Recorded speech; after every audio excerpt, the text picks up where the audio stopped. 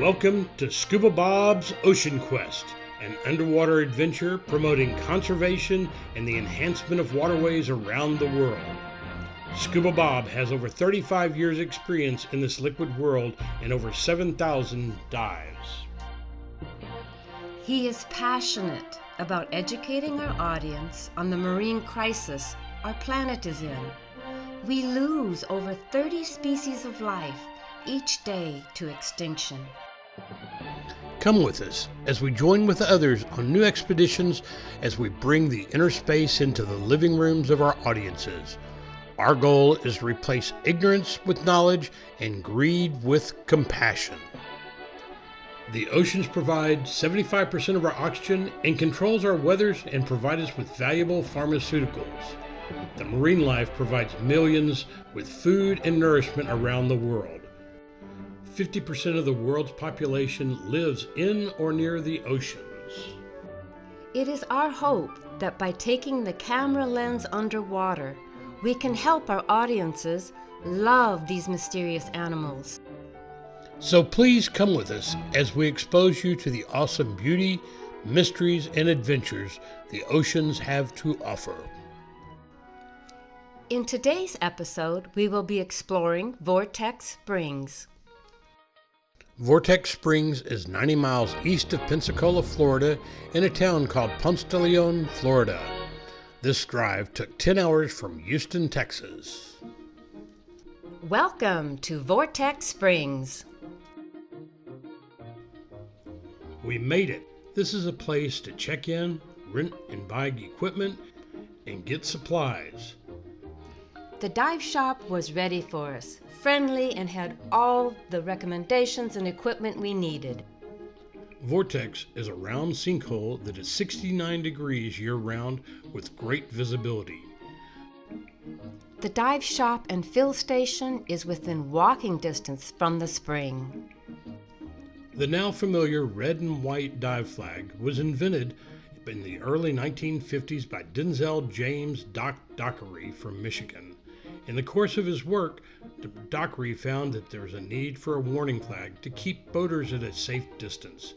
The flag, as it is now, was born in 1956. Doc purchased Vortex Springs and declared it the home for the dive flag. Bob arrived around 6 o'clock and set up the campsite and video equipment.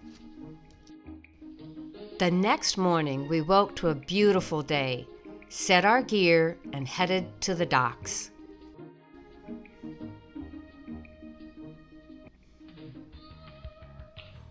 After doing a safety check, we all got ready and were ready to get wet. Here we are, about to get into the water.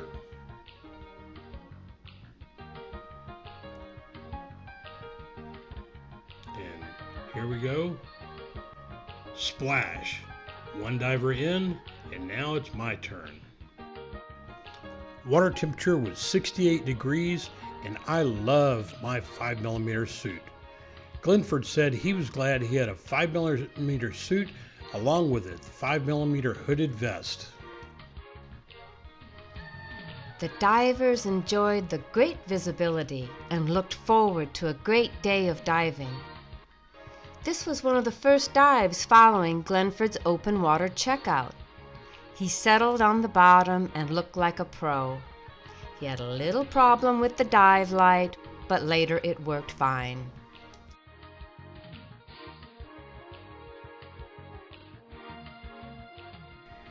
And off we go into the cavern system of Vortex Springs. The Florida cave systems are considered the best caves in the world. Cave diving can be practiced in different places around the world. I have dove in caves from Florida, the Bahamas, New Mexico, Texas, Mexico, Venezuela, Missouri, and Aruba. Wait a second. What is that sign? It says stop. Prevent your death. Go no farther. Fact. More than 300 divers, including open water scuba instructors, have died in caves just like this one. Fact. You need training to dive. You need cave training and cave equipment to cave dive. Glenford is taking the warning to heart. He does not have cave dive training and knows this is not worth the risk. Fact: cave diving is a risk unless you're an experienced cave diver. There's nothing in this cave worth dying for, so do not go beyond this point without the experience in cave diving.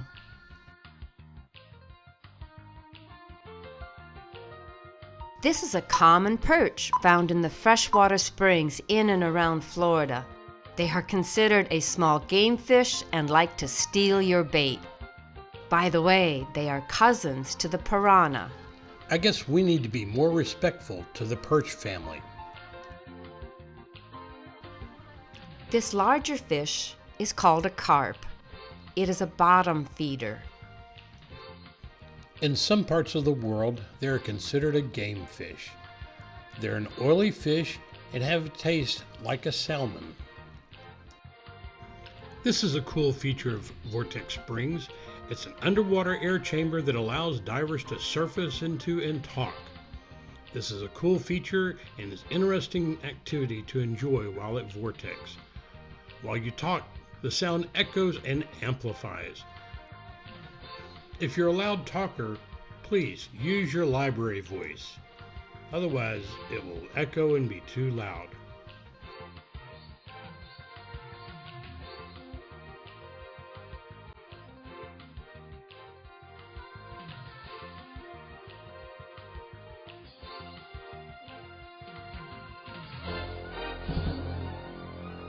The divers stayed close and were never out of visual sight.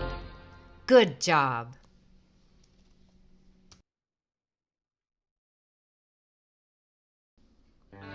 Our camping supplies looked like we were prepared for the next apocalypse. We had 2 gas stoves, a barbecue grill, a propane burner, a table, 4 lanterns, 3 ice chests, 2 tents, and an army cot. I'm not sure, but I think Glenford had a portable jacuzzi. There was a bathroom within walking distance with hot and cold showers. It's an understatement to say they were both prepared for comfortable sleeping conditions in 42 degrees Fahrenheit temperatures. The campsite next to us had an unusual guest. It was a service animal, a lemur. He provided Adam with the ability to detect seizures.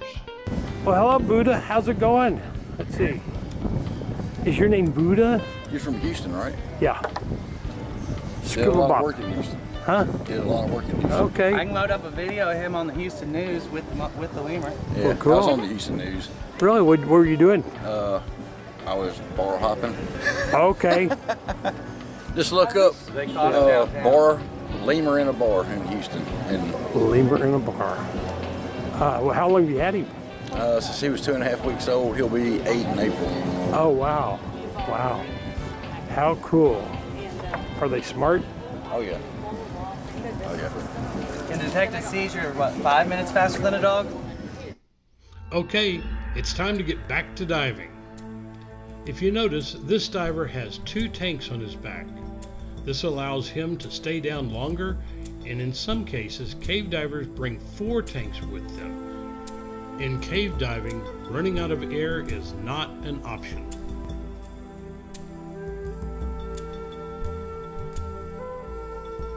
Cave divers need and require specialized equipment with a backup to each piece of that equipment. This diver is equipped with over $10,000 worth of scuba equipment for cave diving.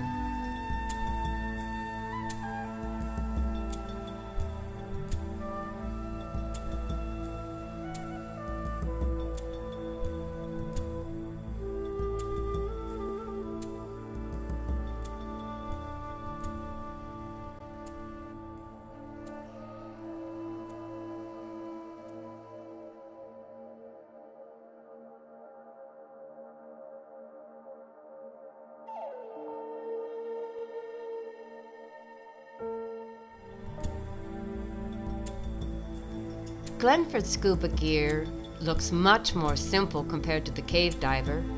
He has some of the minimum amount of safety gear, like a light, safety sausage, alternate air regulator, cave reel dive computers, and proper thermal protection.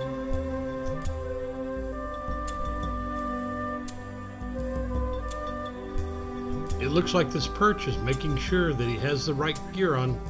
Looks like he does.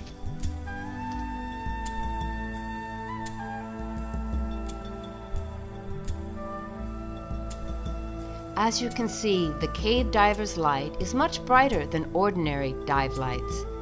If you notice, he has a hand grip for the light, so he always has control over his light. Caves have no ambient light, and therefore a powerful long-burning light is mandatory. Without a light such as this, you increase your chances that you're not going to make it out alive.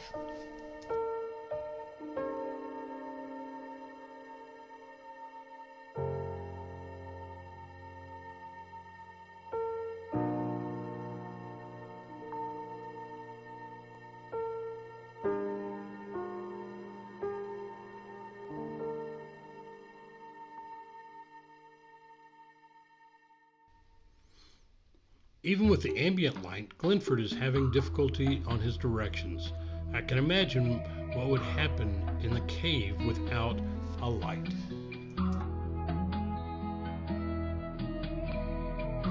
Divers who enter caverns have ambient light and no obstructions to reaching the surface.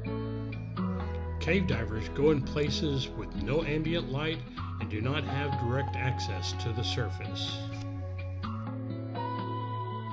Over the years, I've made numerous cavern dives. It's not my favorite form of diving, and I really don't want to be a cave diver. I prefer fish, coral, marine life, and I don't like that extra weight and specialized equipment. For now, we can enjoy this dive and observe these awesome formations.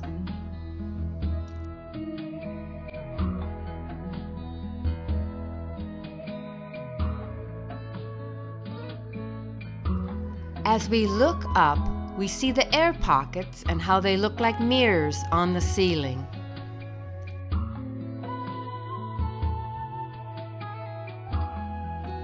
Before you set off to make a cavern dive, you need to make sure that you have the specialty training in deep diving, night diving, and underwater navigation that is recommended.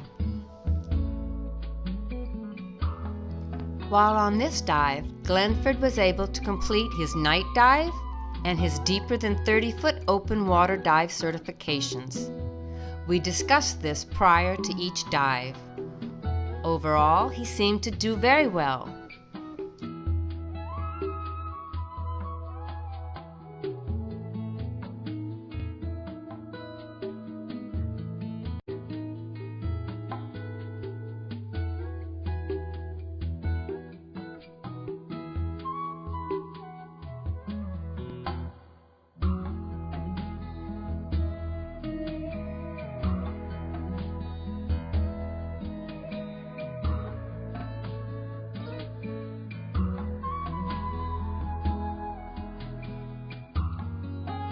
The cavern divers we're observing is checking out his equipment and improving his dive skills. He never did go through the locked gate.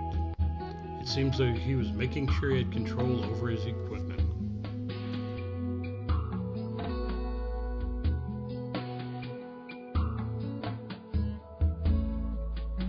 As we exited the cavern, we investigated the air pocket. Many times you'll see divers free diving down to the pocket.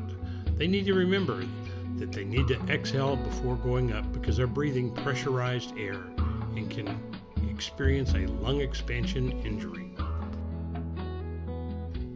Look at the cool air pocket, looks like a mirror. As we enter the air pocket, you can see that they have the warning to exhale up, returning to the surface. When you're on scuba, be sure not to allow snorkelers to breathe from your regulator. Snorkelers are not trained in Boyle's law of gas expansion and will suffer a lung expansion injury which can be fatal. This is some good information and we need to make sure that we follow it.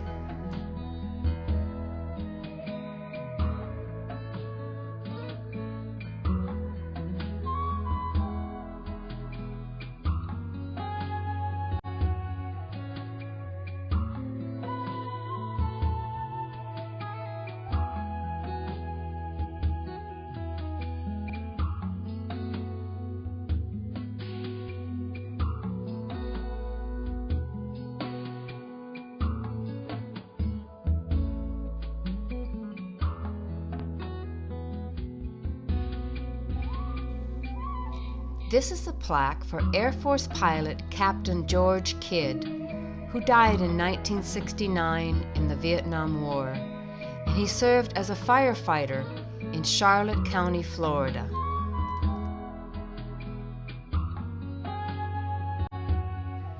The perch are real friendly here and they like our company. There are over 50 great freshwater springs you can dive in Florida. Some of these include Jenny Springs, Vortex, Morrison, Devil's Den, Manatee, and Crystal River. Many of the rivers that feed out into the Gulf will have winter visitors called manatees. If you get a chance, you need to make that dive.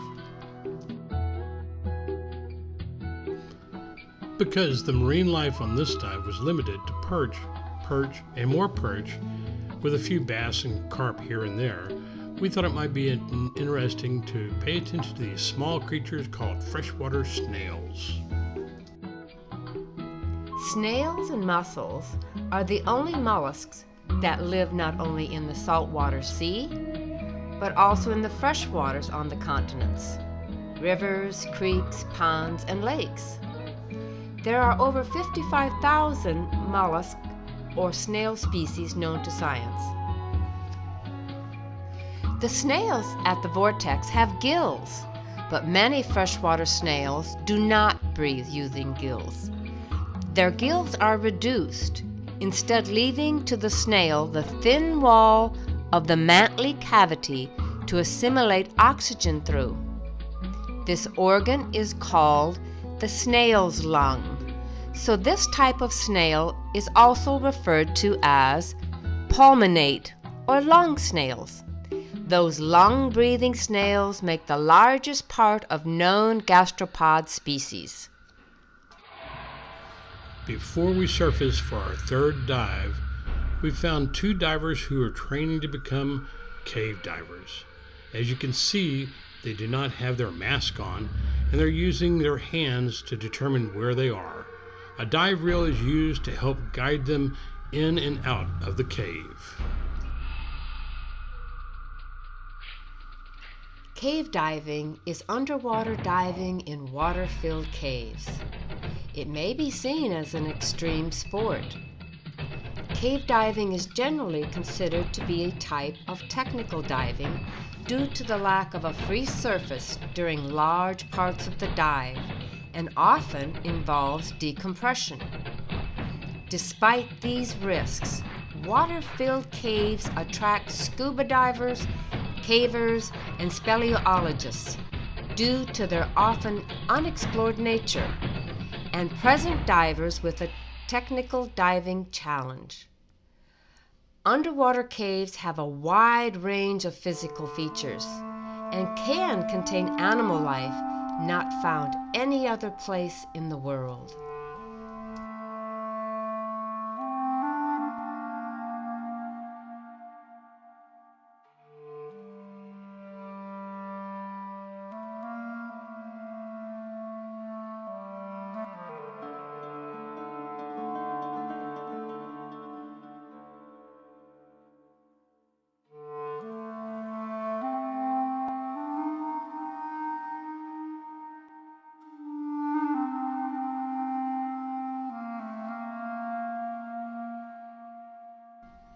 In one of my episodes called the J2 Expedition, I interviewed Jose Morales, expert cave diver, along with Bill Stone, who is the inventor of the Poseidon Mark V rebreather, dove to the deepest cave in the world.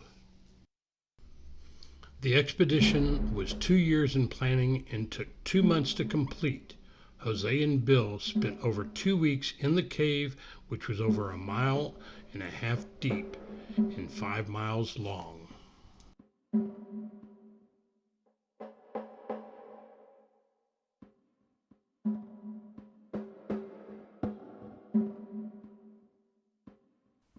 Imagine being 1.5 miles below the surface in the deepest and most remote location on Earth.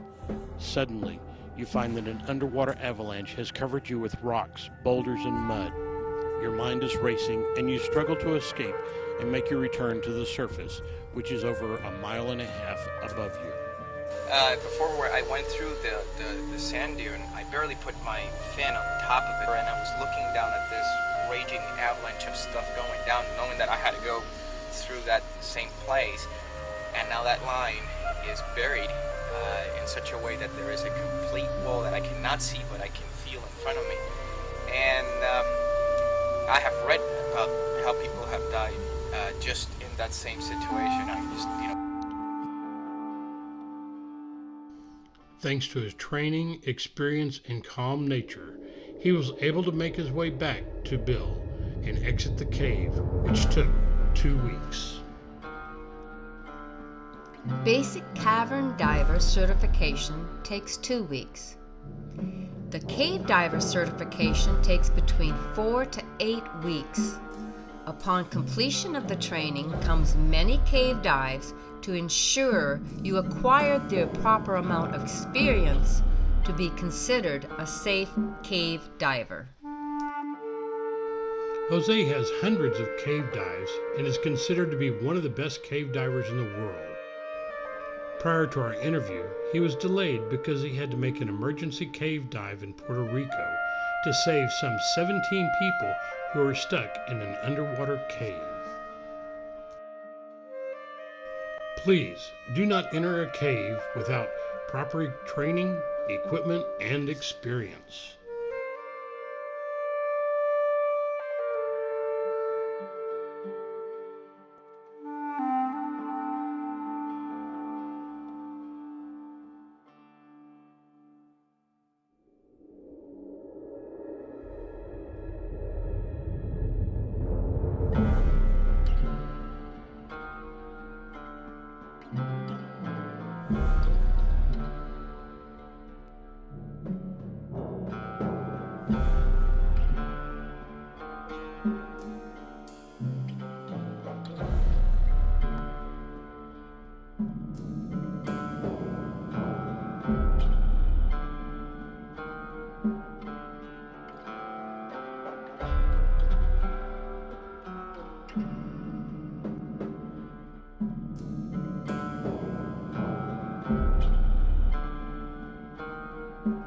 We hope you've enjoyed these dives. Next up will be a dusk and a night dive. And if we're lucky, we'll get a chance to encounter freshwater eels.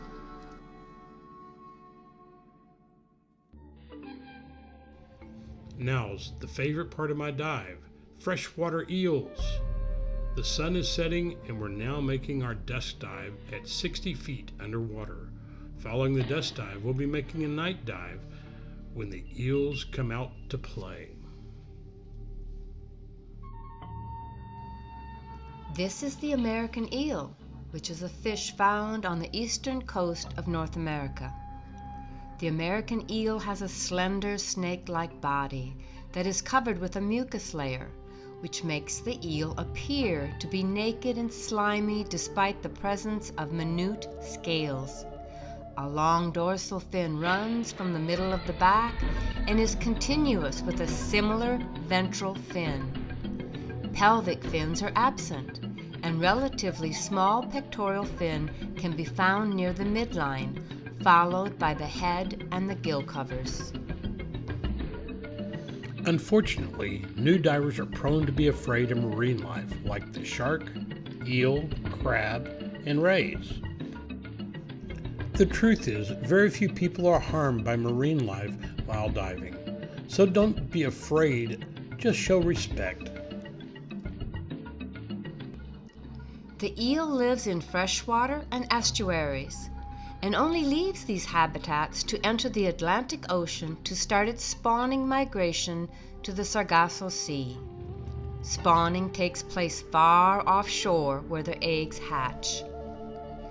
The female can lay up to 4 million buoyant eggs a year and dies after the egg laying.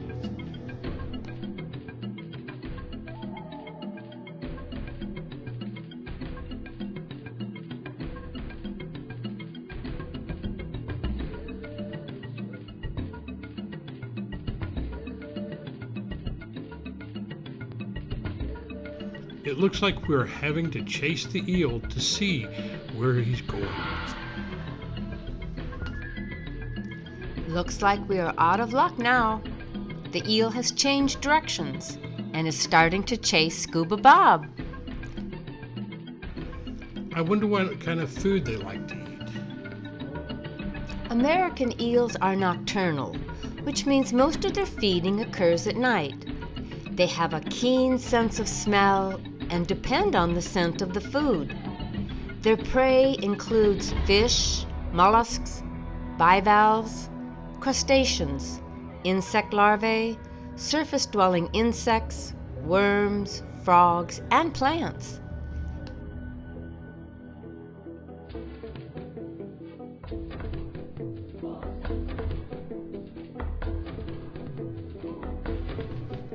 I hope they do not have a pharyngeal jaw. That's a second set jaw with teeth, like the moray eel has. I understand that that's where the directors got the idea for the alien creature in The Alien. Wait a second, where's Glenford? You don't think he had anything to do with this eel attack? He was a little sore about my snoring last night. If you like this trip, you would enjoy the San Marcos River, where you can find the American eel and other critters, like the freshwater pond, also called freshwater lobster. Wow, that looks good enough to eat.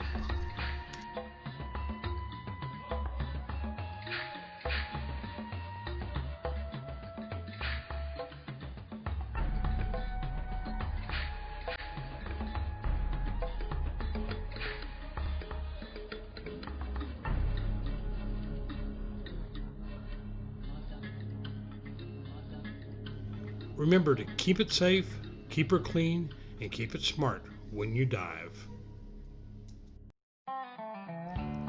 This is an aerial shot of Vortex. We are over the first dive platform and making our way to the swimming area. Divers and swimmers are required to use the piers to enter and exit the water to protect the shore areas. There's plenty of parking and tables for divers to use to get their equipment together. The piers are well made and provide added safety.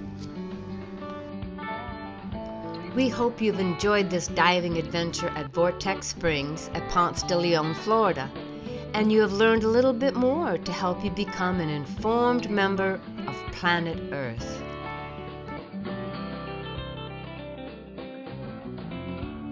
Scuba Bob's Dive Club and Adventure is a club you can become a part of. Help us promote ocean conservation and healthy waterways.